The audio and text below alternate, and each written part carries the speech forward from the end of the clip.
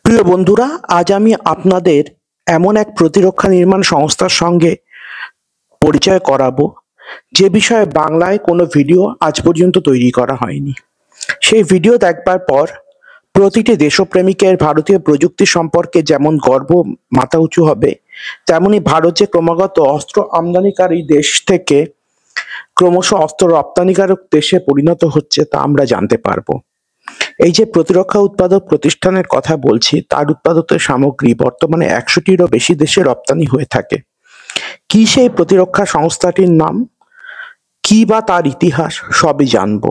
তাহলে শুরু করা যাক। এই সংস্থাটির নাম MKU, যার সদর দপ্তর ভারতের উত্তরপ্রদেশের কানপুরে অবস্থিত। এই সংস্থার খরিদ্দারদের মধ্যে প্রায় 100টি গুরুত্বপূর্ণ দেশ রয়েছে।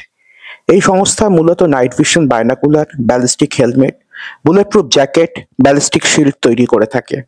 ন্যাটো থেকে ইউএনও সকলেই এই সংস্থার অন্যতম ক্রেতা। এই সংস্থার পুরো নাম এম কুমার উদ্যোগ। 1985 সালে ভারতের উত্তরপ্রদেশের কানপুরে এই সংস্থা তৈরি করা হয়েছিল। এই সংস্থা প্রথমে যা ভারতীয় সশস্ত্র বাহিনীকে ফাইবার রিইনফোর্সড প্লাস্টিকের হেলমেট এবং স্নোবুট সরবরাহ করত। ক্রমশ এই সংস্থা ভারতীয় ফৌজকে 1989 FRP হেলমেট সরবরাহ করার গুরুদায়িত্ব পায়। এরপর আছে 1999 কার্গিল যুদ্ধ, যখন ভারী হেলমেট এবং বডি আর্মারের কারণে ভারতীয় ফৌজ যথাযথভাবে পার্বত্য রণাঙ্গনে লড়তে পারছিল না। সেই সমস্যা MKU এর বৈজ্ঞানিকদের ভাবিয়ে তোলে। এবার হালকা বুলেট প্রুফ জ্যাকেট নির্মাণ নিয়ে গবেষণা শুরু হয়। এবার USA এবং ইউরোপের বাইরে এশিয়ার প্রথম কোম্পানি হিসেবে হালকা বডি আর্মার তৈরির কাজ শুরু করে। এই বডি আর্মারের প্রথম ক্রেতা ছিল স্পেনীয় ফৌজ। 2008-এ এরা জার্মানির এক প্রতিরক্ষা সংস্থার সাথে চুক্তি করে নতুন ধরনের প্রযুক্তি এবং প্রয়াসের ব্যবহার করে হেলিকপ্টার ও নৌযানকে বুলেট রোধী উপাদান দ্বারা সজ্জিত করার কাজ শুরু করে। 2013-তে 100টি দেশে বুলেট প্রুফ জ্যাকেট সাপ্লাই দেওয়া শুরু হয়। 2016-তে এই MKU সংস্থা ইলেকট্রো অপটিক্যাল যন্ত্রপাতি, যা মূলত সামরিক ক্ষেত্রে উৎপাদিত হতো, সেই ব্যবসায় পা রাখে। 2017-তে MKU ভারতের সেনাবাহিনীকে সর্বাধিক হেলমেট সরবরাহ করার দায়িত্ব পায়। MKU এর রিসার্চ এবং ডেভেলপমেন্ট সেন্টার রয়েছে ভারত ও জার্মানিতে। এই সংস্থার নিজস্ব ব্যালিস্টিক টেস্টিং ল্যাবরেটরি রয়েছে জার্মানিতে। এতে স্ট্যান্ডার্ড লেভেল 4 পর্যন্ত যাবতীয় সুরক্ষা কবচ পরীক্ষার সুবিধা রয়েছে। এই সংস্থা সম্প্রতি 6th generation ballistic protection technology আবিষ্কার করেছে, যা 40% বডি আর্মারের ওজন কমিয়েছে। MKU এর মুকুট হেলমেট RHT বা রিডিউসড হেলমেট ট্রমা টেকনোলজি ব্যবহার করেছে। অন্য কম্পোজিট হেলমেটের তুলনায় এই helmet behind armour blunt trauma থেকে 40% বেশি প্রোটেকশন দিতে পারে। এই হেলমেট পয়েন্ট ব্ল্যাঙ্ক রেঞ্জ থেকে 9mm অ্যামুনেশন আটকাতে সক্ষম। 2017-তে এই ধরনের হেলমেট ভারতীয় ফৌজ প্রায় 2 লক্ষ হেলমেট কিনেছিল। মাত্র 2 বছর আগে 2023-এ MKU প্যারিসের প্রতিরক্ষা প্রদর্শনীতে কাভ্রো ডোম 360 হেলমেট প্রদর্শিত করে, যা মাত্র 10 মিটার দূর থেকে 5টি ডিরেক্ট AK সিরিজের রাইফেলের বুলেটের আঘাত প্রতিহত করতে পারত। এই হেলমেট 360 ডিগ্রি প্রোটেকশন প্রোভাইড করে 5.56 × 45 মিলিমিটার বুলেট এবং 7.62 × 51 মিলিমিটার বুলেট থেকে। এই ধরনের 2 লক্ষ হেলমেট সম্প্রতি ভারতীয় ফৌজের হাতে তুলে দেওয়া হলো। এই প্রযুক্তি অতি সম্প্রতি বিশেষ ধরনের বুলেট প্রুফ জ্যাকেট তৈরিতে ব্যবহৃত হয়েছে, যা ব্রাজিলের সশস্ত্র বাহিনীতে সরবরাহ করা হয়েছে। শুধু বডি আর্মার বা হেলমেটই নয়, MKU Boeing CH-47 Chinook Eurocopter, BO-105 Eurocopter Super Puma, CH-53 Mi-17 NH-90 হেলিকপ্টারগুলিকে হেভি মেশিন গান ও আর্মার পিয়ার্সিং রাউন্ড থেকে সুরক্ষিত করার জন্য বিশেষ ধরনের পলিশিল্ড V6 প্রযুক্তিতে তৈরি আর্মার প্যানেল ব্যবহার করে। মার্কিন যুক্তরাষ্ট্র, জার্মানি, যুক্তরাজ্য, তুরস্ক সর্বক্ষেত্রেই সমস্ত দেশ MKU এই আর্মার প্যানেল কিনে থাকে।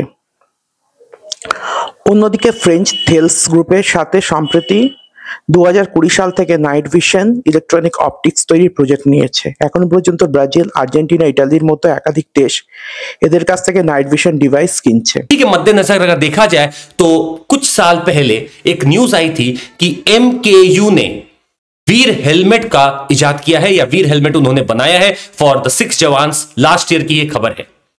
ये कॉम्बैट हेलमेट है जो कि स्पेशली डिजाइन किया गया है और डेडिकेट किया जाता है 6 सोल्जर्स को। एक बहुत ही बढ़िया डिजाइन निकल के आया है। आप देख भी सकते हैं इमेज में कि कैसे ये पूरे हेड को कवर करने की कोशिश करेगा और कैसे जो टर्बन है उसके लिए भी जगह रहेगी। বীর হেলমেট কন্ট্রোভার্সি 2023-এ এরো ইন্ডিয়াতে এমকেইউ সর্বপ্রথম বীর হেলমেট, যা মূলত শিখ সৈন্যদের কথা মাথায় রেখে তৈরি করা হয়েছিল, তা প্রদর্শিত করে। 2023-এই ভারতীয় প্রতিরক্ষা মন্ত্রক আরএফপি জারি করে শিখ সৈন্যদের জন্য বিশেষ হেলমেট তৈরি করার জন্য। এই বিশেষ ধরনের হেলমেট শিখ সৈন্যদের পাগড়িকে না সরিয়েই পরা যেত। এই আরএফপির প্রয়োজন ছিল এই জন্য যে যুদ্ধ সন্ত্রাসবাদ বিরোধী অভিযানে শিখ সৈনিকরা শুধু পাগড়ি পরার কারণে আহত হচ্ছিল।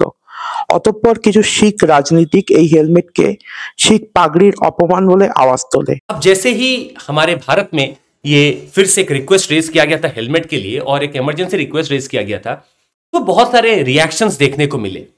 कुछ वेटरन्स ऑफिसर्स भी थे, कुछ जवान भी थे जिन्होंने अलग अलग अपना ओपिनियन दिया। आइए देखते हैं एक विचार जो आ रहा था। अकाल तख्त के जथेदार ज्ञानी हरप्रीत सिंह जी का कहना था कि he is actually trying to say that कि ये टर्बन जो है वो सिर्फ एक क्लॉथ नहीं है, ये क्राउन है। देखिए ये बिल्कुल सही बात है। ये टर्बन जो हम देखते हैं ये सिर्फ एक कपड़ा नहीं है, ये भावना है, ये एक तरह से क्राउन है, ताज है और ये सर पे लोग पहनते हैं। And it is said that it has been placed on the heads of Sikhs by the Guru Sahib. और ये सिंबल है, आइडेंटिटी का एक सिंबल है। इनका यह भी कहना था कि इन्हीं टर्बन में 1956, 1962 और 1971 की लड़ाई भी लड़ी गई थी। हम आपसे यह भी यहां पे कहना चाहेंगे कि आज जब हम इस मुद्दे को देख रहे हैं तो ठीक है, कहीं ना कहीं हमें समझ में आता है कि एक धार्मिक भावना जुड़ी हुई है, पर धर्म इंसानियत या इंसान की जिंदगी से बड़ा नहीं हो सकता कभी भी। কিন্তু একাধিক শিখ ভূতপূর্ব সেনা অফিসার ইতিহাস থেকে উদাহরণ দিয়ে দেখান যুদ্ধে মহারাজা রণজিৎ সিং এর শিখ বাহিনী হেলমেট ব্যবহার করেছে। এরপর সিদ্ধান্ত নেওয়া হয় শিখ বাহিনী সন্ত্রাসবাদ বিরোধী অভিযানে এই হেলমেট ব্যবহার করবে, কিন্তু শান্তির সময় এবং আনুষ্ঠানিক ক্ষেত্রে সাধারণ পাগড়ি ব্যবহার করা হবে। 2024 থেকে শিখ সৈনিকরা এই মিলিটারি অপারেশনের সময় এই হেলমেট ব্যবহার করছে। এভাবে আজ সেনার অত্যন্ত গুরুত্বপূর্ণ দুটো জিনিস, বডি আর্মার এবং হেলমেট, ভারতে তৈরি হচ্ছে। আজ এমকেইউ আত্মনির্ভর ভারতের দিকে ভারতকে এগিয়ে নিয়ে যাচ্ছে। শুধু তাই নয়, 100টি দেশ এমকেইউ এর কাছ থেকে বডি আর্মার, হেলমেট, অপটিক্সের মতো সামাজিক সরঞ্জাম কিনছে। 2025-এ অ্যাডনেক প্রদর্শনী এবং আবুধাবি এবং 2025-এই জার্মানির নিউরেমবার্গের এনফোর্সটেক এই এমকেইউ এর সরঞ্জাম বিপুল প্রশংসা পেয়েছে।